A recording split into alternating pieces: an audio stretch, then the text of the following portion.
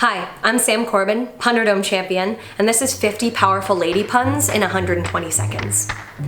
Sappho the artist listening, I know that you're angry. I am too. We thought the country would surely choose a Madam President over Trump, but then we didn't. The election wasn't the gladdest night in American history, and we had work in the morning.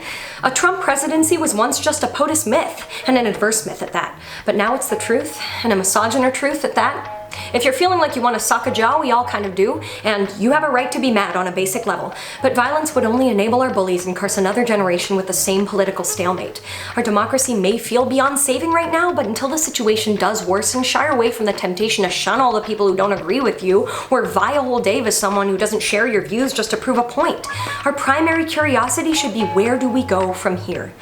Moms, maybe you're scared for your daughters right now. It's gonna be hard as a mother to raise a kid under Trump. And let's be honest, if Hillary couldn't break through his glass ceiling, it's unlikely he'll give a teen a turn or a young adult a chance. But before we marry all of our daughters off to Canadians, let's try something. Trump's win made us feel helpless, but he freed a new space for us as artists. What if you consider the many ways he's made you feel small, all an opportunity to respond creatively and give your work more grit it wouldn't otherwise have? Presidency be damned, Trump is a nice and infuriating excuse to create powerful political art that shuns his barbarous tries and lets the world know we're not going to take it anymore, son. We have to be brave. Joan of Arc gave up her own life for what she believed in, so fear a cop will arrest us for speaking out cannot hold us back.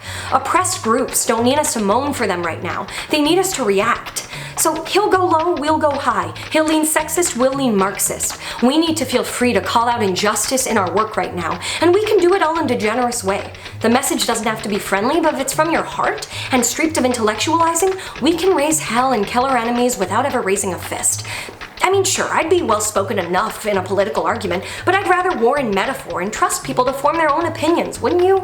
After all, you're not always right, and you'll lose audiences if you lecture them. Verse works better, and people might not hate your prose either if it's heard through a fictional lens. Not all the art's gonna be good all the time. I should know, I'm making puns right now. And frankly, you don't have to be a Jane Austen to know how to have a creative response to this that hits home. Just talk less about making the art and actually make it. Trump may not be our candidate, but he sure as hell our canvas.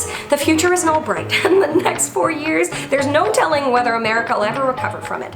But one thing's for sure, this presidency is gonna be the most glorious time to make some radical fucking art.